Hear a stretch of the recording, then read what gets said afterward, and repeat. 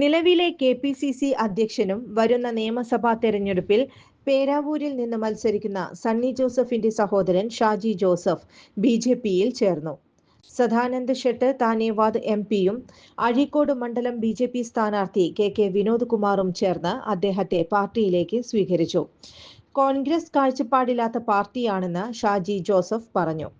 KSU youth Congress പ്രവർത്തകനായാണ് രാഷ്ട്രീയത്തിൽ വന്നത്. കഴിഞ്ഞ ദിവസം ബി.ജെ.പി സംസ്ഥാന അധ്യക്ഷൻ രാജീവ് ചന്ദ്രശേഖർ പങ്കെടുത്ത അദാലത്തിൽ ഷാജി ജോസഫ് പങ്കെടുത്തിരുന്നു.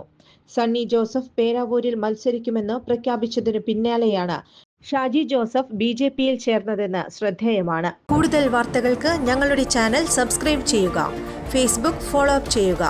വാർത്തകൾ വേഗത്തിലറിയാൻ എനി ടൈം ന്യൂസ്.